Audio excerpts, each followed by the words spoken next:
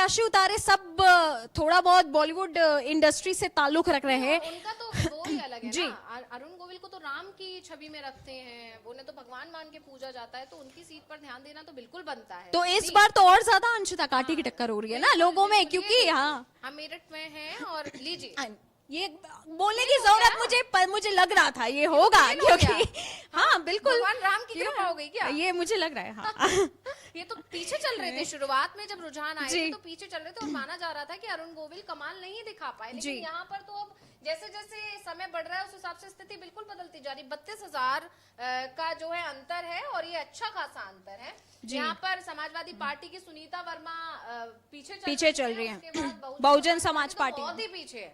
ये मतलब हर जगह जब बहुजन समाज पार्टी लगातार जो है गायब थी चुनाव प्रचार से पहले, जब चुनाव की बात चल रही थी तब गायब थी। इंडिया गठबंधन जब बन रहा था तब भी बहुजन समाज पार्टी ने अलग कर लिया था खुद को और बोल दिया था कि हम किसी गठबंधन का हिस्सा नहीं बनेंगे। इस तरह की चीजें थी और बहुजन समाज पार्टी लगातार गायब थी। लेकिन जैसे ही चुनाव शुरू हुआ, मतलब मतदान शुरू हुआ, धीरे धीरे जैसे जैसे नजदीक आई, डेट्स नजदीक आई, बहुजन समाज पार्टी जो है अपने रूप में आई। उसने अपना दिखाने की कोशिश की कि हम अभी जिंदा हैं। जी बिल्कुल, क्योंकि हाँ फसाया लगभग हर सीट को जो है फसाया, लेकिन यहाँ पर स्थिति कि अब मुझे पलट गई ना। शुरुआत में स्थिति ये नहीं थी, भारतीय जनता पार्टी में आगे नहीं थी। मुझे लगता है कि अब धीरे धीरे गायब हो रही है।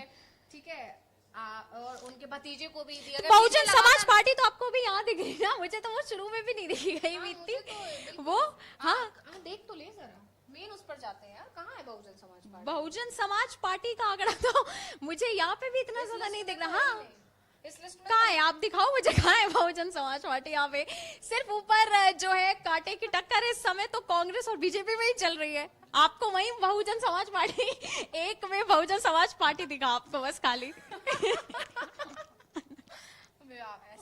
जी बताइए। अच्छा एक बार फिर से ये परसेंटेज डिस्कस कर लेते हैं जिस तरह से बीजेपी का हाँ अब गिर रहा है, थोड़ा गिर रहा है। जी ठीक है, माफी चाहूंगी, ये गिर गया है। यहाँ पर हम देख सकते हैं, देखिए 39.18 जी। ये अभी ज्यादा था, ये मुझे लगता है कि 49 अब अभी गिरा है, अभी थोड़ा बहुत गिरा। और ये देखिए, लेकिन इसका भी तो गिरा, ये 26% पर थे। आप देखिए जरा, ये 26 पर थे जी, और ये देखिए 25 हो गए। ठीक है, ये गिरा है पॉइंट था। जी। तो गिर रहा है। अब आंकड़े बदलते जा रहे हैं। ये कहने वाली बात है कि क्या हो जाएगा, कुछ कहा नहीं जा सकता है। स्थितियां लगातार पेचीदा होती जा रही है, फंसती जा रही है। ठीक है, अभी देखिए आप 239 पर जो है बीजेपी आगे चल रही है। ये अभी वही आंकड़ा ज्यादा फर्क नहीं है अभी में। जी, बीजेपी का बढ़ा है, 237 था और 239 पर हम आगे हैं। अब बीजेपी यहाँ पर देख सकती है, बीजेपी आगे है और जो है आईएनसी 96 पर ही लगातार बनी हुई है। समाजवादी पार्टी भी वहीं बनी हुई है जी।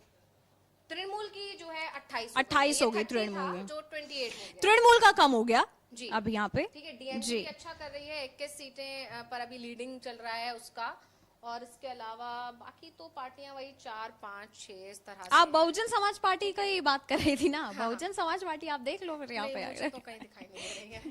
क्योंकि जिस तरह से अभी मेरठ का ही हमने खोला ना। हाँ यहाँ पे बात करने की इसलिए है नंदिनी, क्योंकि बाद में जब बहुजन समाज पार्टी ने लगातार अपने जब कैंडिडेट्स उतारे थे तो उस वक्त बहुत फंस गए थे। कई सीट्स ऐसी थी जहाँ पर फंस गई थी। यूपी की कई सीट्स पर जो है मुकाबला त्रिकोणीय हो गया था, लेकिन अभी स्थिति बिल्कुल अलग है, उससे कुछ फर्क नहीं पड़ा मुझे लगता है। और अरुण गोविल के लिए भी यही कहा गया था कि वो नहीं अभी जीत सकते इतना, क्योंकि जिस तरह से उनका एक रोल अलग देखा गया और जिस तरह से वो राजनीति में उतरे, उनके कई सारे बयान भी जिस तरह से सामने निकल के आए थे उस पर विवाद छिड़ गया था कि वो उन्होंने जो है बयान गलत दिए। लेकिन सुबह के जो आंकड़े थे और अब के जो आंकड़े उसमें कई ज्यादा डिफरेंस मेरठ से देखने को मिला। जी कर लेते हैं। यहाँ पर जो है सत्ता में अभी बीजेपी आई है तो उस हिसाब से देखिए कमाल भी खुद ही दिख रहा है ना। बीजेपी यहाँ पे 13 है। हाँ, राजस्थान में कांग्रेस का भी अच्छा हिसाब किताब है। इससे पहले सत्ता में कांग्रेस ही थी, विधानसभा चुनाव में गहलोत की सरकार थी और अब वहां पर बीजेपी, अभी जब चुनाव हुए तो बीजेपी वहां पर जीती है। उस हिसाब से यहाँ पर स्थिति अच्छी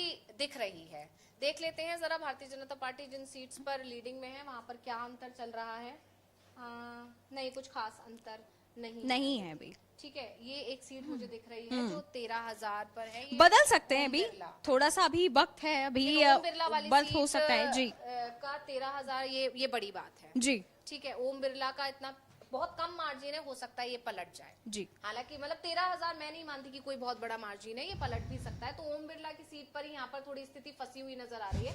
बाकी सीट्स तो सारी काफी जी। अच्छे मार्जिन के साथ बीजेपी जी। यहाँ पर आगे है। और यहाँ पर हम देख सकते हैं क्या नहीं, इसमें एक निर्दलीय सीट थी जिस पर चर्चा होना बहुत ज्यादा जरूरी है। बाड़मेर सीट की हम यहाँ बात करेंगे। आपको याद होगा नंदिनी, रविंद्र सिंह भाटी जो है उतरे हैं बाड़मेर सीट से, निर्दलीय प्रत्याशी हैं वहां पर। और अभी जो निकल कर आ रहा है जिस तरह से, उससे यही माना जा रहा है कि वो जीत रहे हैं जी। ये जो अदर्स की एक सीट जो जा रही है वो उन्हीं की सीट है, वो माना जा रहा है क्योंकि वो बीजेपी के ही पहले बीजेपी में ही थे और बीजेपी के जो युवा विंग है उसमें थे, उसके बाद बीजेपी में शामिल हुए, बीजेपी ने टिकट नहीं दिया तो नाराज हो गए, हाँ। विधायक बने और विधायक बनने के बाद फिर वो लोकसभा चुनाव में उतरे हैं और अब भी ऐसा माना जा रहा है कि वो बीजेपी और कांग्रेस को पछाड़ते हुए आगे निकल रहे हैं। और ये बहुत बड़ी बात है, ये मतलब, और वहां से केंद्रीय मंत्री को उतारा है बीजेपी ने, तो केंद्रीय मंत्री को टक्कर देना अपने आप में बड़ी बात है। अच्छा, मुझे लगता है अंशिता एक बार मैनपुरी सीट की चर्चा कर लेनी चाहिए। ठीक है, डिंपल यादव लेकिन अभी तक आगे ही चल रही है। आगे हाँ चल रही है जिस तरह से आगे ही बनी हुई है, तो ठीक है हम मैनपुरी की भी बात कर लेते हैं। यहाँ पे डिंपल यादव पर शुरुआत में ऐसा कहा जा रहा था कि वो पीछे चल रही हैं, लेकिन डिंपल यादव अब आगे हो गई हैं। और नहीं, लेकिन डिंपल यादव के लिए शुरुआत में था कि वो आगे रहे, लेकिन जो आंकड़े शुरुआती में हमें दिखाए गए थे उससे नहीं लग रहा था कि हाँ, लेकिन बाद में काफी ज्यादा वोटों का अंतर जिस तरह से उन्होंने देखा, ये हाँ आप देख ही रहे हैं। बदलाव होने की स्थिति मुझे नहीं लग रही है, ये अच्छा खासा अंतर है, लगभग 70,000 का लगभग अंतर है और ये स्थिति अब मुझे नहीं लगता कि बदलेगी नंदिनी।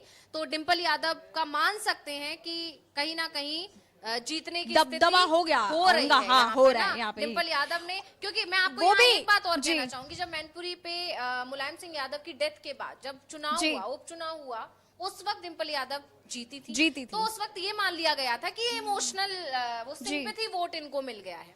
लेकिन जब इस बार डिंपल यादव अगर जीतती हैं तो ये डिंपल यादव की अपनी जीत होगी और यहाँ पे की जीत होगी। ये बहुत बड़ी बात है कि जयवीर सिंह को भी इन्होंने पछाड़ दिया ना। राजनीति के चाणक कहे जाते हैं जयवीर सिंह की, इनको राजनीति की बहुत समझ है, बहुत अच्छा माना हाँ। और भारतीय जनता पार्टी से पहले भी ये कांग्रेस में रह चुके हैं, उससे पहले, उसके बाद ये सपा में भी थे, उसके बाद ये बीजेपी में आए। लेकिन यहाँ पे जिस तरह का ये आंकड़ा दिखाई दिया है भाभी का, डिंपल यादव का अगर बोलेंगे तो ये काफी ज्यादा मुझे लगता है, हाँ डिंपल भाभी, तो ये मुझे लगता है कि अभी कोई नहीं यहाँ तक अब पीछे पहुंच नहीं, हाँ नहीं दिख रही है इस समय। आप बताइए कौन सी सीट पर जाना चाहेंगे नंदिनी आप? मेरे हिसाब से हमें बात करनी चाहिए सुल्तानपुर की, बात करनी चाहिए क्योंकि इस बार ये उलट मेनका गांधी पीछे चल रही हैं और वो भी समाजवादी पार्टी के राम बहुल निषाद जो है वो अंकर, हाँ अंतर बहुत ज्यादा नहीं है। आप ये देख सकते हैं कि मतलब बहुत कम अंतर है ये, इसलिए मतलब मैं अभी कहना कुछ भी बहुत जल्दबाजी होगा, हो सकता है कि ये बदल जाए। हाँ, क्योंकि इतना 50-60 का तो अंतर नहीं है ना अंशिता की, नहीं कोई बीट कर पाएगा जी, 10 भी नहीं है, तो आंकड़े जो है बदल सकते हैं अभी। हालांकि अभी मेनका जो है संजय गांधी आपको दिख रही हैं, सेकंड पे पीछे दिख रही हैं, और समाजवादी पार्टी यहाँ पे हमें अभी आगे दिख रहा है। तो अभी और आने वाले वक्त में देखते हैं क्या पता है यहाँ पे हो सकती है। हाँ जी, बीजेपी ने बहुत बड़ा फैसला लिया था मेनका गांधी को यहाँ से उतारकर। जी। वरुण गांधी इससे कहीं ना कहीं थोड़े नाराज भी हुए, लेकिन उन्होंने अपनी माँ के लिए प्रचार जरूर किया था जी। ठीक है, इस सीट से जब उनको उतारा गया क्योंकि वरुण गांधी का टिकट कटा, तो उसके बाद से ये माना जा रहा था कि कहीं ना कहीं नाराजगी होगी। लेकिन मेनका गांधी ने बहुत ज्यादा रिएक्ट नहीं किया और बहुत ज्यादा खुशी भी नहीं जताई थी। लेकिन अभी जो वरुण गांधी आए, उन्होंने अपनी माँ का पूरी तरह प्रचार किया, उन्होंने इस पर कोई कमेंट नहीं किया कि वो नाराज हैं या वो बीजेपी के लिए प्रचार करने आए। उन्होंने बोला भी था मैं अपनी माँ के लिए प्रचार करने आया, वो बड़ा बयान था। लेकिन अभी जो है अगर यहाँ से मेनका गांधी हार जाती है तो ये मान लीजिए कि गांधी परिवार जो बीजेपी मतलब इस चीज को लेकर ना, बीजेपी हमेशा से गांधी परिवार को ट्रोल करती आई है।